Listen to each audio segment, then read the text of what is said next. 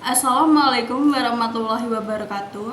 Halo semuanya, perkenalkan nama saya Iftitah Mahroja Putri Aktaviani dari Universitas Al-Falah Sunia Kencong dari Prodi Bimbingan Konseling Pendidikan Islam. Baik, di sini saya akan mempresentasikan dari hasil diskusi kelompok kami, yaitu tentang tugas-tugas perkembangan anak dan remaja. Baik, terima kasih. Tugas-tugas perkembangan anak dan remaja. Teori perkembangan. Yang pertama yaitu teori Lawrence Colbert. Lawrence Colbert mulai pada tanggal 25 Oktober 1927 sampai 1987 adalah seorang profesor di Universitas Chicago dan Universitas Harvard. Ia dikenal karena karyanya dalam pendidikan, penalaran, dan perkembangan moral. 3 tingkatan teori Lawrence Colbert adalah prakonvensional, konvensional, dan pasca konvensional. Pada remaja, perkembangan moral menjadi signifikan ketika mereka mulai menegakkan hukum dan prinsip-prinsip yang lebih ketat dan mengevaluasi tindakan mereka sesuai dengan moral internal. Yang kedua yaitu teori perkembangan kognitif Jean Piaget pada tahun 1896 sampai 1980. Piaget merupakan seorang ahli biologi yang cukup terlatih. Ia berasal dari Switzerland dan telah menggunakan metode biologi untuk menguraikan perkembangan kognitif pada manusia. Yang ketiga, teori psikososial Erik Erikson pada tahun 1902 sampai 1904. Erik Erikson dilahirkan pada 15 Juni 1902 di Frankfurt, Jerman. Istilah psikososial dalam hubungannya dalam perkembangan manusia pada tahap kehidupan seorang dari lahir hingga kematian terjadi karena pengaruh-pengaruh sosial yang berinteraksi dengan satu organisme yang menjadi matang secara fisik dan psikologial. Tugas-tugas perkembangan anak. Yang pertama, tahap pralahir. Pralahir dapat disebut dengan proses mengandung hingga masa lahirnya bayi. Masa pralahir satu tahap sejak masa konsepsi hingga lahir. Proses ini dimulai ketika sel-sel yang telah diberi ruh dan berkembang menjadi struktur badan dan organ-organ mulai terbentuk. Yang kedua, bayi 2 tahun pertama. 2 tahun pertama merupakan tahapan bayi mengalami banyak perubahan. Bayi menunjukkan perkembangan dalam hal kemampuan motorik, kemahiran sensori, dan kemahiran bertutur. Yang ketiga, anak-anak awal 3-5 tahun. Pada tahap ini, kemampuan motorik, kognitif, dan bertutur terus berkembang. Anak sudah bisa menjaga diri sendiri dan dapat bersosialisasi antara orang tua dengan anak. Yang keempat, anak-anak pertengahan 6-11 tahun. Anak-anak pada tahap pertengahan sudah bisa membaca, menulis, dan mengira. Yang kelima, remaja 12-19 tahun. Tahap remaja merupakan satu tahap transisi antara masa anak-anak dengan masa dewasa. Remaja mengalami kematangan seksual dan perkembangan kognitif apabila operasional terjadi. Aspek-aspek perkembangan. Yang pertama, perkembangan motorik halus bayi dan anak. Pada umur 1 bulan, bayi dapat menghisap jari.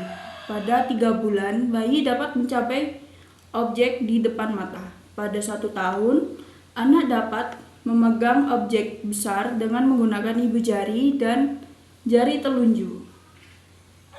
Pada umur 2-3 tahun, anak dapat melukis dengan krayon garis lurus, menangkap bola besar, dan melukis tubuh orang tidak lengkap, misalnya mata dan mulut yang di luar dari kepala atau bentuk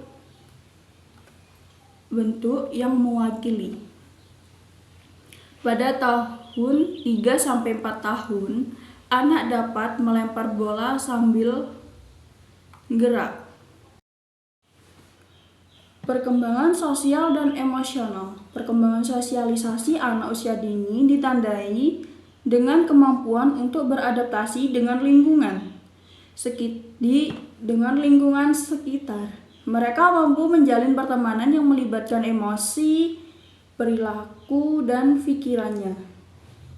Yang selanjutnya adalah perkembangan fiktif pada remaja. Yang pertama ada akil balik dan perkembangan seks. Yang kedua, penampilan fisik dan bentuk tubuh. Yang ketiga, gangguan asupan makan. Yang selanjutnya yaitu perkembangan emosi. Perkembangan emosi pada saat masa remaja, seorang akan belajar untuk mengatur emosi mereka yang dapat mempengaruhi gaya hidup mereka. Yang selanjutnya perkembangan sosial remaja. Perkembangan sosial dalam kalangan remaja dapat dilihat melalui konteks teman sebaya, keluarga, teman kerja, atau komunitas. Tugas-tugas perkembangan dan resikonya. Jika tahap perkembangan adalah jenjang perkembangan yang akan dilewati seorang anak yang semakin meningkat seiring bertambahnya usia, maka tugas perkembangan adalah kemampuan standar yang menyertai jenjang demi jenjang atau tahap demi tahap perkembangan itu. Misalnya, pada tahap perkembangan 2 tahun pertama, seorang anak mempunyai tugas perkembangan bahasa. Selanjutnya, resiko perkembangan anak atau remaja. Resiko perkembangan adalah ancaman-ancaman yang menyertai setiap tugas perkembangan yang jika tugas perkembangan pada satu tahap perkembangan tidak tercapai akan berakibat pada tertundanya pencapaian tugas perkembangan pada tahap atau fase selanjutnya. Faktor-faktor yang mempengaruhi tugas perkembangan. Yang pertama, faktor keluarga seperti orang tua. Peran orang tua sangatlah penting dalam membentuk perkembangan anak, pola asuh, dukungan emosional, dan komunikasi. Faktor sosial seperti guru dan teman sebaya.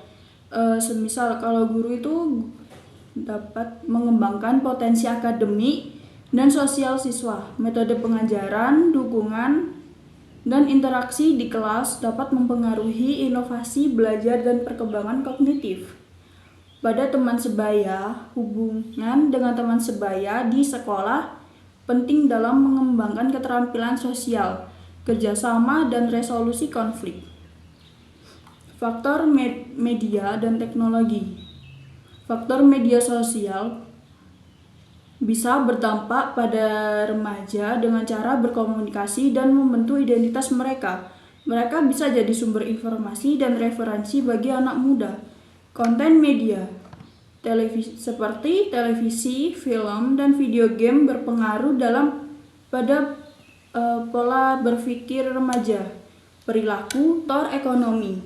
Status ekonomi keluarga dapat mempengaruhi akses anak dan remaja terhadap pendidikan, kesehatan, dan kegiatan ekstrakurikuler. Faktor kesehatan dan lingkungan. Kesehatan fisik. Kesehatan anak yang meliputi gizi, kesehatan mental, dan kondisi fisik berpengaruh pada kemampuan mereka dalam belajar dan berinteraksi sosial. Tantangan dalam pencapaian tugas perkembangan.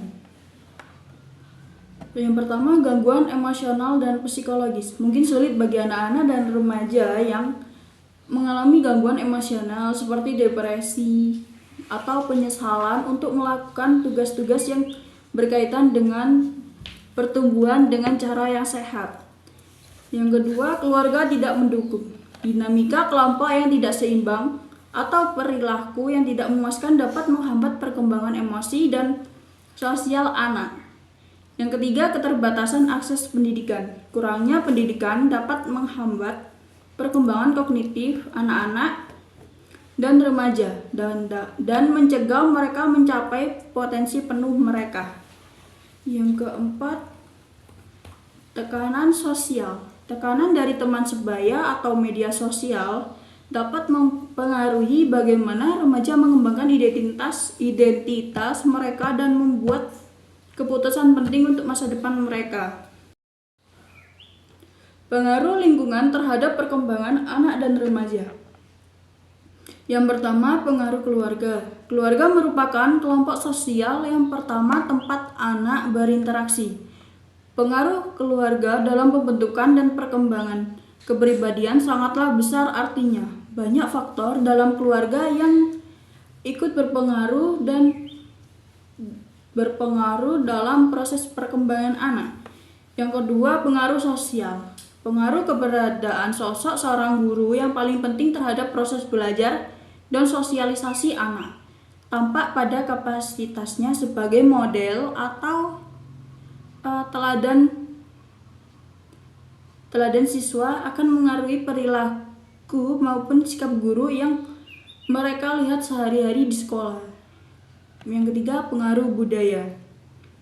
Demikian juga budaya yang kental dengan norma adat istiadat yang masih dijunjung tinggi. Tentu berbeda dengan budaya barat yang lebih demokratis.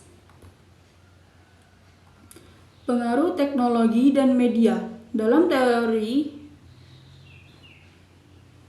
pengaruh teknologi dan media. Dalam teori ekologi Uri Brunner, teknologi dan media pun memiliki pengaruh yang sangat kuat bagi individu. Tak dapat dipungkiri dan semakin banyak bukti-bukti yang menunjukkan bahwa teknologi dapat mengubah arah tatanan sosial masyarakat karena teknologi dapat mengubah perilaku individu-individu terhadap masyarakat.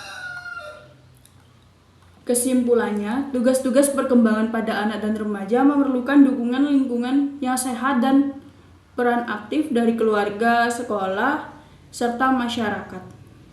Pada remaja, pengembangan kapasitas berpikir abstrak dan kemampuan memecahkan masalah, pencapaian kematangan seksual, dan perubahan tubuh yang cepat pada area fokus utama. Sekian, terima kasih pada presentasi hari ini. Wabillahi taufik wal hidayah. Wassalamualaikum warahmatullahi wabarakatuh.